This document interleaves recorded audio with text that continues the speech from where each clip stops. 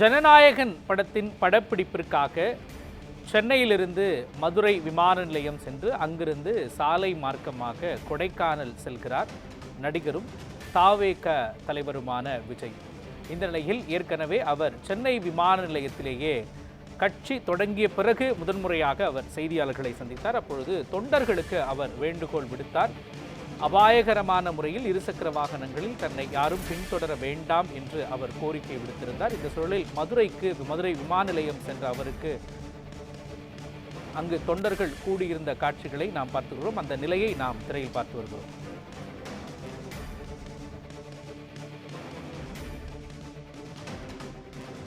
தற்பொழுது நம்முடைய இணைப்பில் தமிழக வெற்றிக் கழகத்தின் கொள்கை பரப்பு செயலாளர் ராஜ்மோகன் இணைந்திருக்கிறார்.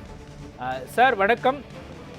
ஏற்கனவே தாவேக தலைவர் விஜய் ஒரு அறிக்கை வெளியிட்டார். குறிப்பாக ஒரு கோரிக்கையும் அவர் சென்னையிலிருந்து கிளம்பும் பொழுதே வெளியிட்டார். இப்போ இந்த காட்சிகளை மதுரையில் அவருக்கு தொண்டர்கள் ரசிகர்கள் கொடுக்கிற இந்த வரவேற்பை எப்படி புரிஞ்சுக்கிறதுக்கு சார்? நேயர் நெஞ்சங்களுக்கு தமிழ் வணக்கம். எனக்கு மிகுந்த ஆச்சரியமா இருக்கு, அதிசயமா இருக்கு, வியப்பாக இருக்கிறது. இது கட்சி நிகழ்ச்சியும் அல்ல, கழக நிகழ்ச்சியும் அல்ல.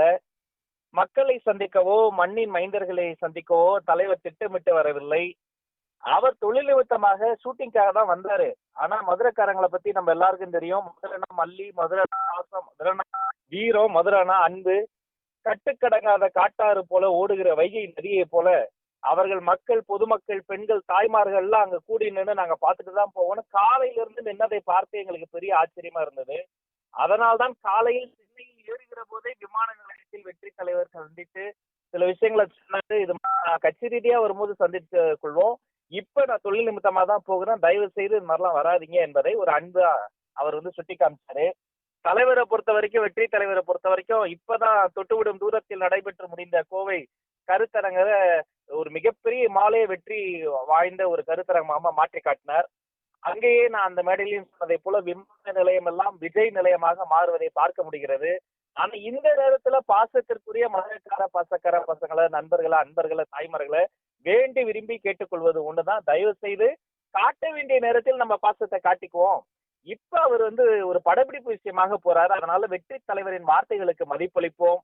தயவு செய்து அந்த இடத்துல போக்குவரத்திற்கு இடையூறு இல்லாம வேகமாக அங்க தலைவருக்கு கூடிய வாகனம் செல்வதற்கு உங்கள் இதயங்களில் குடியிருக்கக்கூடிய தளபதி அவர்களினுடைய வார்த்தைகளின்படி வழிவிட்டு ஓரமாக நின்று டிராபிக் ரூல்ஸை முழுமையா ஃபாலோ பண்ணி தயவு செய்து அங்க அந்த பயணம் தடைபடாது செல்வதற்கு நம்ம மிகுந்த ஒத்துழைப்பை தரணுங்கிறத உங்க ஊடகத்தின் வாயிலாக அவங்க அத்தனை பேரையும் அன்போடு, பண்போடு, பணிவோடு, பாசத்தோடு நான் கேட்டுக்கொள்கிறேன்.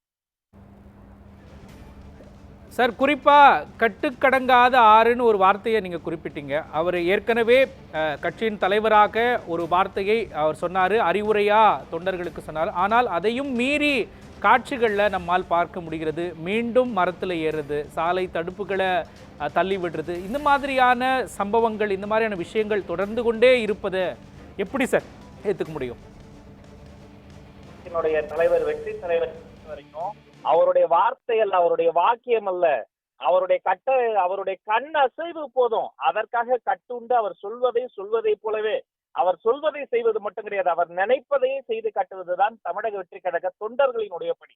ஆனா கூடியிருப்பது தொண்டர்கள் மட்டும் கிடையாது. நான் சொன்ன காட்டாறு பொதுமக்களினுடைய பாசம், அங்க இருக்கக்கூடிய தாய்மார்களின் நேசம். அவங்க மனசு பிடிச்சவங்க வந்தா அவங்களை நேர்ல பார்க்கணும்னு நினைப்பாங்க, ஒரு ஆரத்தி காட்டணும்னு நினைப்பாங்க. உங்க அண்ணனா, உங்க தம்பியா, உங்க வீட்டு பிள்ளையா, எங்க வீட்டு பிள்ளையா ஒரு பிள்ளை வருது அப்படிங்கிறதுக்காக பார்க்க வராங்க. அது புரியுது, ஒரு பக்கம் பாசம் புரியுது. இருந்தாலும் இதை போன்ற சூழ்நிலையில் அதை நமக்கு எதிராக மாற்றுவதற்காக வல்லூறு கண்களோடு பல பேர் பார்க்கின்ற போது அதற்கு இடம் தந்து விடக்கூடாது என்பதற்காக தான் அந்த பாசத்தை, பாசத்தாலேயே, நேசத்தாலேயே.